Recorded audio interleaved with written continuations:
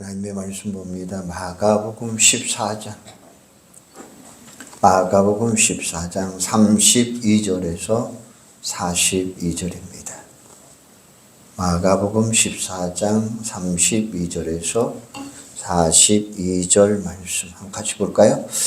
그들이 겟셋마네라 하는 곳에 이르매 예수께서 제자들에게 이르시되 내가 기도할 동안에 너희는 여기 앉아 있으라 하시고 베드로와 야고보와 요한을 데리고 가실새 심히 놀라시며 슬퍼하사 말씀하시되 내 마음이 심히 고민하여 죽게 되었으니 너희는 여기 머물러 깨어 있으라 하시고 조금 나아가사 땅에 엎드려 들 수 있는 대로 이때가 자기에게서 지나가기를 구하여 이르시되 아빠 아버지여 아버지께는 모든 것이 가능하오니 이 잔을 내게서 옮기시옵소서.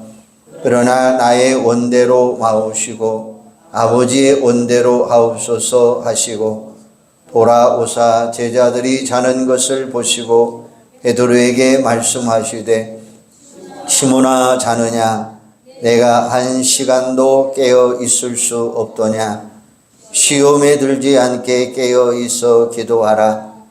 마음에는 언이로되 육신이 약하도다 하시고 다시 나아가 동일한 말씀으로 기도하시고 다시 오사 보신즉 그들이 자니 이는 그들의 눈이 심히 피곤함이라. 그들이 예수께 무엇으로 대답할 줄을 알지 못하더라. 세 번째 오사 그들에게 이르시되 이제는 자고 쉬라. 그만 되었다. 때가 왔도다. 오라 인자가 죄인의 손에 팔리리라.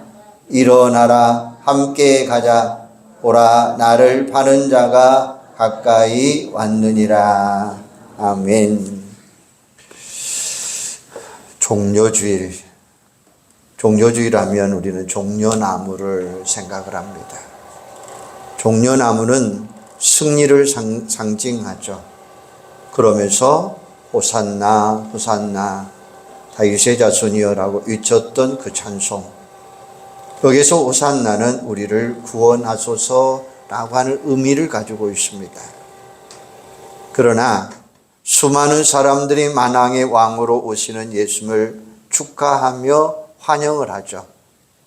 그러나 며칠이 못 되어서 한호하던 군중들은 예수님을 저주하고 조롱하고 폭도로 바꾸십니다. 그들은 예수님을 십자가에 못 박으라고 소리칩니다.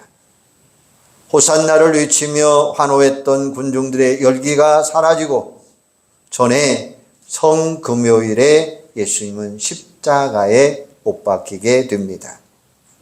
우리는 종려주일부터 시작되는 한 주간을 고난주간, 순환주간이라고 이야기합니다. 이 기간에는 십자가를 지고 주님의 고난을 기용하며 경건과 절제의 시간을 보내야 된다는 거예요. 고난주간 하면서 우리는 십자가를 묵상하며 한 끼씩 금식하는 것도 좋은 방법 중에 하나입니다. 물론 한 끼 금식하는 것이 대단한 일은 아니죠. 그렇지만 주님의 십자가를 생각하며 구별된 마음으로 한 끼라도 금식하며 주님의 십자가를 묵상하면 더 큰 은혜가 임할 줄로 믿습니다. 주님의 고난을 몸 가운데 채우며 골고다 언덕을 향해 함께 나갈 수 있는 여러분들이 되기를 바랍니다. 고난주간을 의미 있게 보내야 부활주의를 기쁨으로 맞이할 수 있습니다. 고난주간 주님의 십자가를 깊이 경험할수록 부활의 기쁨과 영광은 더욱더 커져갈 것입니다. 오늘 말씀은 고난주간 가운데 목요일에 해당되는 내용입니다. 옥합을 깨뜨려 예수님의 장례를 미리 준비한 마리아의 헌신이 있습니다. 그 가운데 가룟 유다는 대제사장들을 찾아가 돈을 받고 예수님을 넘기기로 약속을 합니다. 그리고 예수님은 제자들과 함께 유월절 만찬을 행합니다. 이 자리에서 나와 함께 먹는 자 가운데 나를 팔 자가 있느니라 라고 말씀하십니다. 그 만찬의 자리에서 예수님은 살과 피를 상징하는 떡과 포도주를 두면서 성찬식을 거행을 하십니다. 그리고 예수님은 제자들이 자신을 버리고 양들처럼 흩어질 것이라고 예고하십니다. 그러자 베드로가 말합니다. 다 버릴지라도 나는 그렇게 하지 않겠습니다 라고 호언장담합니다. 하지만 예수님은 오늘 밤 닭이 2번 울기 전에 내가 3번 나를 부인하리라 라고 말씀하셔요. 그러자 베드로는 다시 말합니다. 내가 주와 함께 죽을지언정 주를 부인하지 않겠습니다 라고 마가복음 14장 31절은 이야기하죠. 베드로의 고백과 결단을 들으신 예수님은 겟셋마네 동산으로 장소를 옮기십니다. 이곳은 올리브가 많이 자라나는 곳으로 기름 짜는 곳입니다. 겟셋마네 동산의 의미는 기름을 짜는 틀이라고 하는 아람어입니다. 예수님은 평소에 이 겟셋마네 동산에서 기도를 하셨습니다. 예수님은 제자들과 함께 겟셋마네 동산에 오르신 후에 내가 기도하는 동안에 너희는 여기 앉아 있어라 라고 명하십니다. 그리고 수제자인 베드로, 야고보, 요한을 데리시고 함께 갑니다. 제자들에게 십자가를 앞에 두고 솔직한 마음을 그에게 표현합니다. 34절에 보면 말씀하시되 내 마음이 심히 고민하여 죽게 되었으니 너희는 여기 머물러 깨어 있으라 라고 이야기합니다. 동일한 말씀 마태복음 26장 38절에 보면 나와 함께 깨어 있으라 라고 명합니다. 겟세마네 동산에서 우리 주님은 고민하시고 슬퍼하셨어요. 내 마음이 심히 고민하여 죽게 되었다라고 말씀하셔요. 자기가 가장 신음했던 제자들에게 함께 기도해 줄 것을 부탁까지 하셨습니다. 주님의 마음이 얼마나 괴롭고 슬펐으면 제자들에게 그런 부탁을 했겠습니까? 예수님은 십자가의 고통이 얼마나 힘든가를 너무나 잘 아시는 분입니다. 그래서 사랑하는 제자들과 마지막 고통의 밤을 함께 지내기를 원하셨어요. 그런데 제자들은 주님의 요청에 응답하지 못해요. 어떤 분들은 십자가 앞에서 고민하시고 슬퍼하는 예수님의 모습에 대해 오해를 합니다. 하나님의 아들로서 이 땅에 오신 전능하신 예수님이 죽음 앞에서 오히려 당당해야지 그렇게 고민하고 슬퍼하는 모습이 이해되지 않을 수도 있습니다. 갑자기 우리 예수님이 겁쟁이로 변화된 거예요. 그러나 그것은 예수님의 십자가의 죽음이 어떠한 것인지를 모르는 말입니다. 십자가는 먼저 육신의 고통이 있는 자리입니다. 머리에는 가시면류관을 써야 합니다. 조그마한 가시에 손끝만 찔려도 아픈데 가시로 만든 면류관을 씌워야 된다는 사실. 가시가 이만을 찌를 때 그 고통이 얼마나 심했을까요? 그뿐만이 아닙니다. 손과 발에는 못이 박힙니다. 살 있는 사람의 손에 못을 박을 때 얼마나 아프셨을까요? 그리고 옆구리는 로마의 군병들이 찌른 창에 의해 피가 쏟아집니다. 뜨거운 태양이 내려쬐는 나무 영털 위에 매달려 살이 찢기고 피가 쏟아지는 아픔의 자리, 그 십자가를 주님은 지금 보고 계신 것입니다. 십자가는 정신적 고통이 머물러 있는 곳입니다. 얼마 전 오산나를 외치던 자들이 예수님을 당신 정말 유대인의 왕이냐고 비아냥댑니다. 조롱합니다.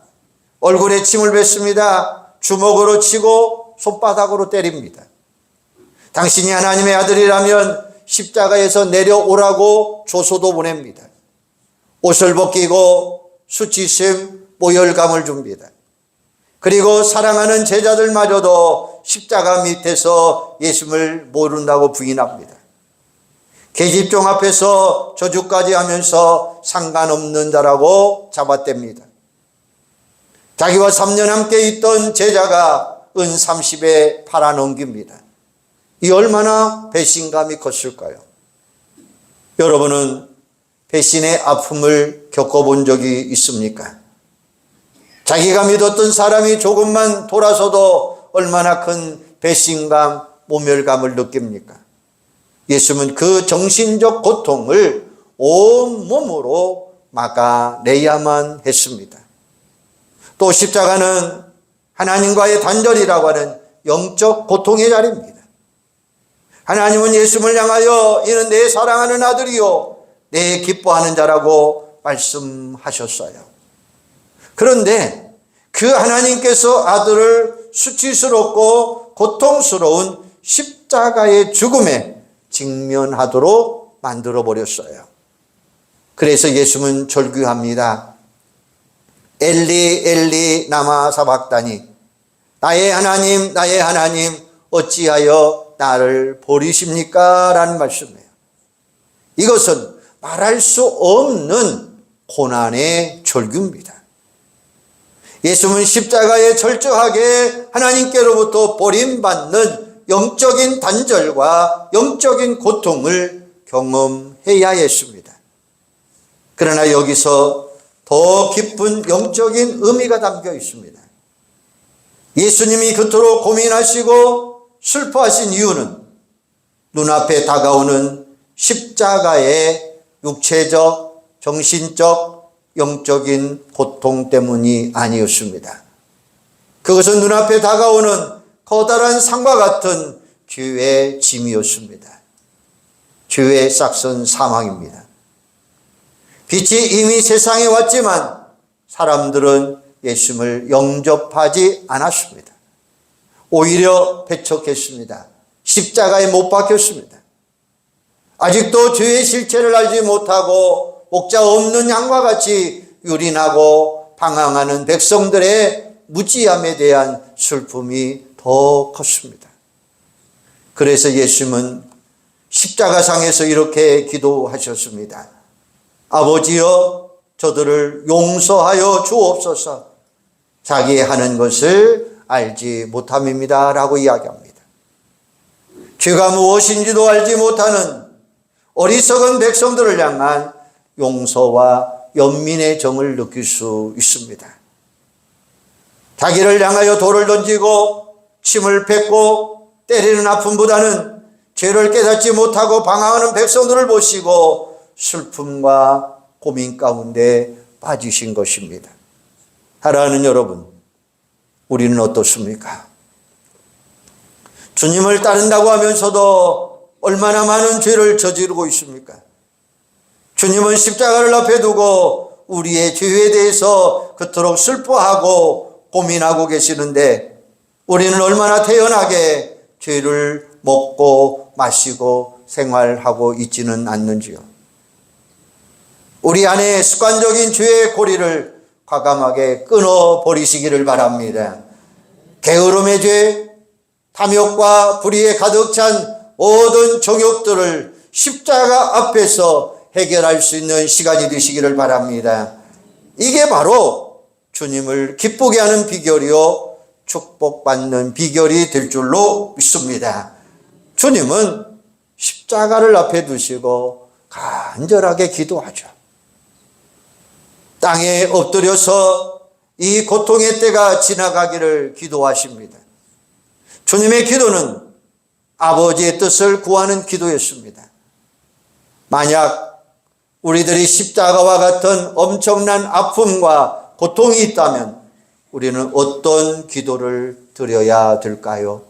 우리 36절 같이 한번 읽어볼까요? 36절입니다. 시작. 이르시되 아빠 아버지여, 아버지께서는 모든 것이 가능하오니 이 잔을 내게서 옮기시옵소서. 그러나 나의 원대로 마오시고 아버지의 원대로 하옵소서 하시고. 아멘. 예수님은 십자가의 고통이 너무 크기에 할 수만 있으면 이 잔을 지나가게 해달라고 기도하셔요. 하지만 나의 원대로가 아니라 아버지의 뜻대로 이루어지기를 기도하셔요.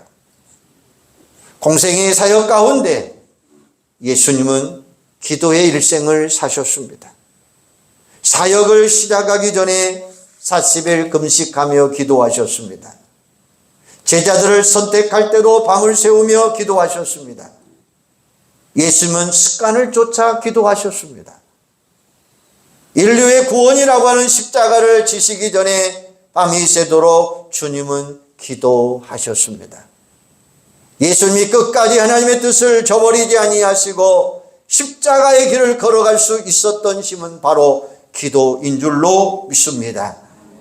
예수님의 기도는 적당히 하는 기도가 아니에요. 생명을 건 몸부림침의 기도였습니다.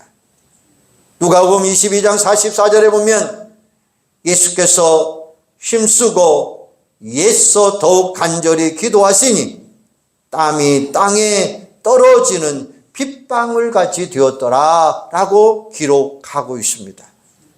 얼마나 애절하게 기도하셨던지 못의 열간이 터져 땀과 함께 빗방울이 떨어집니다. 겟세마네의 뜻은 기름의 틀입니다. 그러나 예수님은 생명의 빗방울을 짜내는 자리로 변화시켰습니다. 예수님은 올리브 기름 대신에 자신의 피를 짜내심으로 우리를 위한 속죄의 기도를 올리신 것입니다. 오늘 우리의 기도는 어떻습니까? 내 뜻을 이루고자 주님 앞에 조를 때가 얼마나 많습니까? 키르케고르는 이런 말을 합니다. 기도란 하나님이 내게 나오시는 것이 아니라 내가 하나님 은총의 보좌 앞으로 나가는 것이다 라고 이야기하셨어요. 성숙한 기도는 내가 십자가의 기도에 동참하는 것입니다. 성령님의 기도와 함께 참여하는 것입니다. 내 소원, 내 뜻을 위해 간청하는 것이 아니라 나를 향하신 주님의 간절한 소원과 뜻을 발견하기 위해 주님의 보좌 앞에 날마다 나가는 줄로 믿습니다. 주님은 십자가를 목전에 두고 땀방울이 핏방울 되도록 기도하셨습니다. 인류의 대속을 위한 죄의 고통이 얼마나 크셨기에 사랑하는 제자들과 함께 기도하기를 원했어요. 예수님은 생명을 건 기도를 드린 후에 제자들에게 돌아왔어요. 그런데 제자들은 어떤 모습입니까? 잠들어 있었습니다. 시몬아 자느냐? 내가 한 시간도 깨어 있을 수 없더냐? 시험에 들지 않게 깨어 있어 기도하라. 마음에는 원이로되 육신이 약하도다 라고 말씀하셔요. 왜 우리들이 주님과 함께 기도해야 할까요? 시험에 들지 않기 위함인 거예요. 우리는 육신이 약합니다. 우리들이 아무리 주님과 함께 하겠다라고 결단해도 마귀와 세상 유혹에 우리는 쉽게 넘어가 버립니다. 육신의 정욕, 안목의 정욕, 이생의 자랑 앞에 우리는 넘어집니다. 우리의 마음은 갈대와 같습니다. 상황과 조건에 따라 쉽게 흔들립니다. 인간이 가지고 있는 약점, 인간의 연약함. 그러므로 우리가 자신을 부인하고 십자가를 지고 주님을 따르기를 원하지만 우리는 쉽게 넘어집니다. 우리의 마음이 자꾸만 욕심으로 채워지기 때문이죠. 헛된 욕망을 따르고자 합니다. 십자가는 사라지고 자신의 욕망만이 커져갑니다. 이것을 이기는 비결이 바로 기도라고 하는 사실이에요. 기도하면 문제는 작아지고 하나님은 크게 보입니다.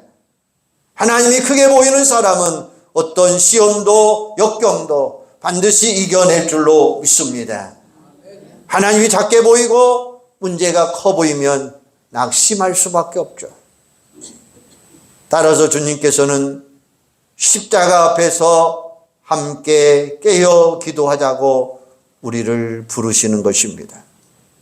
그러나 어리석은 제자들은 마음은 원이로되 육신이 연약하여 잠에 빠져들었어요. 3번씩이나 주님께 간곡하게 주님께서 간곡하게 부탁하셨지만 이들은 여전히 육신의 잠에 빠져버렸습니다. 그 결과가 뭡니까? 그들은 너희가 나를 배반하고 흩어지리라 이렇게 말씀하셔요. 주님과 함께 죽는 한이 있더라도 부인하지 않겠습니다 라고 맹세했어요. 그러나 그 맹세는 너무나 허무하게 무너져 버렸어요. 베드로는 십자가를 지신 주님을 멀찍이 따라가면서 3번씩이나 나는 주님을 모른다라고 부인합니다. 심지어 저주까지 했어요. 제자들은 모두 흩어져 버리고 말았습니다. 기도하지 않았던 제자들, 주님의 겟세마네 동산에 함께 기도하지 못했던 제자들은 세상의 잠에 취해 생명의 주님을 놓쳐버리는 어리석음을 경험하게 된 거죠. 그들의 굳은 맹세는 닭울음 소리와 함께 통곡으로 변하고 말았습니다. 이게 바로 나의 모습 아닐까요? 입술로는 주여 주여 하면서 주님을 위해서 열심히 살겠습니다 라고 맹세는 해요. 교회를 섬기며 충성하겠다라고 다짐도 하고 약속도 해요. 기도하지 않는 고백, 기도하지 않는 충성 맹세, 기도 없는 봉사와 섬김은 얼마나 헛되고 무지한가를 오늘 우리들에게 보여주고 있는 것입니다. 그러나 주님은 우리의 공수표에도 불구하고 우리를 결코 포기하지 않으시는 분이십니다. 제자들이 3번씩이나 주님의 겟세마네 동산에 함께 동참하지 못했지만 그들을 버리지도 않으셨어요. 포기하지도 않았습니다. 오히려 그들의 육신의 연약함을 긍휼히 여기시며 묵묵히 십자가 앞으로 나가십니다. 그리고 말씀하십니다. 일어나라 함께 가자. 한번 크게 따라서 해주시죠. 일어나라 함께 가자. 비록 너희가 연약하고 넘어지고 쓰러지는 자들이지만 다시 한번 일어나라. 힘을 내서 십자가의 자리로 나와 함께 가자라고 우리 주님이 우리를 부르고 계신다라는 사실이에요. 함께 일어나 다시 한번 연약해진 우리의 무릎을 꿇고 겟세마네 동산으로 올라오라고 우리를 부르고 계시는 것입니다. 주님과 더불어 하나님의 뜻을 성취하고자 부르시는 주님의 음성, 이게 바로 주님의 사랑인 줄로 믿습니다. 십자가를 앞에 두고 땀방울이 핏방울이 되도록 기도하시는 주님의 마음을 헤아리지 못하는 미련한 나의 모습. 주님 입장에서 보면 내가 이런 못난 것들을 제자라고 불러서 3년 동안이나 가르쳤나 후회할 수도 있을 것입니다. 그러나 우리 주님은 끊임없이 넘어지고 형편없이 보이는 제자들이지만 결코 포기하지 않으시고 일어나라, 나와 함께 가자, 그리고 다시 초대하시는 주님이십니다. 여기에 우리의 희망이 있습니다. 세상은 33번이나 기회를 주고 목표를 이루자고 이야기합니다. 그러나 세상에서는 가차없이 우리를 버려버려요. 그러나 주님은 끝까지 우리를 기다리십니다. 끝까지 함께 가자고 부르시고 격려하십니다. 손을 잡고 함께 가자고 일으켜 세워주시는 줄로 믿습니다. 어느 유명한 선생님 밑에 여러 명의 제자들이 배우고 있었어요. 그 중에 정말 형편없는 제자 한 명이 있었는데 학문을 위해서기보다는 오갈 데 없는 처지가 불쌍해서 그에게 제자로 삼아 주었어요. 이 제자는 자주 분위기를 깨트리는 제자였습니다. 말썽을 부리고 공경은 하게 선생님을 욕하고 다닙니다. 한 번은 결정적으로 떠나야 할 만큼 큰 잘못을 저지릅니다. 그러나 선생님보다 오히려 다른 제자들이 그 제자를 쫓아내지 않으면 자신들이 나가겠다고 아우성칩니다. 그때 선생님이 제자들에게 밑이 깨어진 항아리에 물을 가득 채우라 라고 이야기합니다. 어떤 제자들은 자기 배 위에 항아리를 놓고 물을 담아 보기도 하지만 무게에 눌려 채울 수가 없죠. 여러 가지 방법을 동원해 보았지만 마찬가지로 빛이 깨어진 항아리를 물로 채울 수는 없었습니다. 제자들이 포기할 때 선생님은 마침내 항아리를 연못에 던져버립니다. 제자들이 연못에 던지자마자 깨어진 틈 사이로 물이 스며들어가 항아리는 물로 가득 채워지게 됩니다. 그제야 제자들은 선생님의 뜻을 알고 자신의 생각을 돌이킵니다. 그날 밤 말썽을 부리던 제자가 선생님을 찾아옵니다. 선생님, 왜 저를 그렇게 사랑하시는가? 라고 말합니다. 선생님이 되묻습니다. 낮에 깨어진 항아리가 어떻게 물에 채워졌느냐?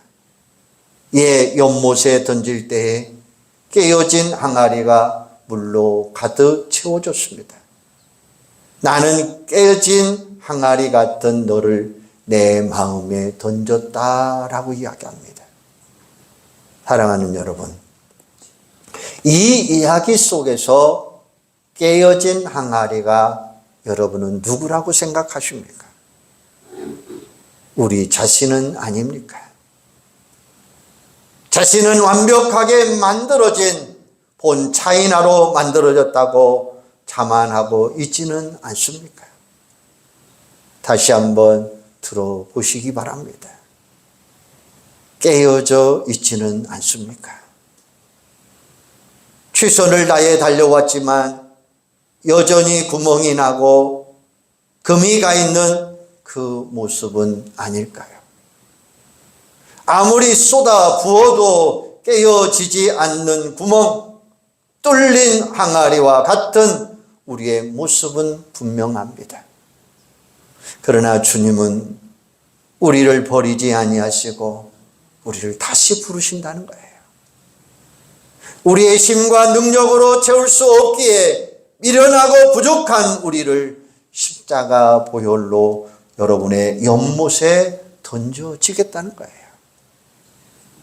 때로는 나도 포기한 나를 우리 주님은 포기하지 아니하시고 주님의 사랑과 보혈의 연못에 우리를 다시 던지고 다시 품어주시는 주님이셔요. 이것이 바로 나를 사랑하시는 우리 주님의 십자가 사랑의 모습입니다. 계속해서 시험에 빠지고 육신이 연약함으로 단지 1시간 동안도 주님과 함께 하지 못하는 나 자신, 그럼에도 불구하고 우리 주님은 일어나라, 함께 가자라고 말씀하고 계십니다. 이제는 우리가 그 십자가의 부르심 앞에 응답해야 된다는 사실입니다. 우리가 한 주간 동안 특별 고난주간 기도일을 가지려고 합니다. 1시간만이라도 나와 함께 이 십자가를 자기를 위해 기도하자고 우리 주님은 부르고 계십니다. 깨어진 항아리와 같은 나를 포기하지 아니하시고 불러주신 주님, 이제는 육신의 잠에서 깨어나 나와 함께 가자고 부르시는 주님의 음성에 반응을 보일 수 있는 여러분들이 되기를 바랍니다. 주님은 잠들어 있는 우리를 깨우시며 기도의 자리로 오라고 초청하고 계시는 거예요. 일어나 나와 함께 가자. 일어나 나와 함께 깨어 기도하자라고 우리 주님은 우리를 부르고 계신다는 사실입니다. 주님과 함께 깨어 기도하는 자만이 세상의 유혹을 이길 줄로 믿습니다. 예수 그리스도의 부활의 영광에 참여하는 역사가 일어나게 될 줄로 믿습니다. 이 한 주간 동안 주님과 함께 깨어 기도하시기를 바랍니다. 우리 영혼에 주님의 놀라운 사랑의 메아리가 가득가득 울려 퍼질 줄로 믿습니다. 한번 따라해 주시죠. 일어나 나와 함께 가자. 일어나 나와 함께 깨어 기도하자. 일어나 나와 함께 가자. 일어나 나와 함께 깨어 기도하자. 주님은 이 시간 부르고 계신다는 사실입니다. 바로 그 응답에 여러분이 나와 기도하는, 정말로 하나님 앞에 더 간절히 간구하는 기도의 자리가 되기를 주님의 이름으로 축원합니다. 기도하겠습니다. 하나님, 우리는 형편없는 자들입니다. 말썽을 부리고 공경연하게 욕을 하는 자들입니다. 잘못이 너무나 큽니다. 그럼에도 불구하고 선생님은 그를 사랑해 주셨습니다. 제자들이 연못에 던지자마자 깨어진 틈 사이로 물이 스며들어 항아리에 물이 가득 채워준 것처럼 우리 주님은 우리를 사랑의 연못에 물을 던져서 예수 그리스도의 보혈로 채워주시는 줄로 믿습니다. 아버지 하나님, 시험에 빠지고 육신의 연약함으로 스스로 아버지 하나님 깨어져 버리는, 넘어져 버리는 연약한 우리들에게 주님은 이 시간 말씀합니다. 일어나라, 나와 함께 가자고 부르고 계십니다. 이제 우리가 그 십자가의 부르심 앞에 응답하고 기도하는 자들, 깨어있는 자들, 주님 앞에 나오는 자들이 될 수 있도록 역사하여 주시옵소서. 그래서 기도함으로 우리의 영혼에 놀라운 은총의 축복이 일어날 수 있도록 함께하여 주시옵소서. 예수님의 이름으로 기도하옵나이다. 아멘.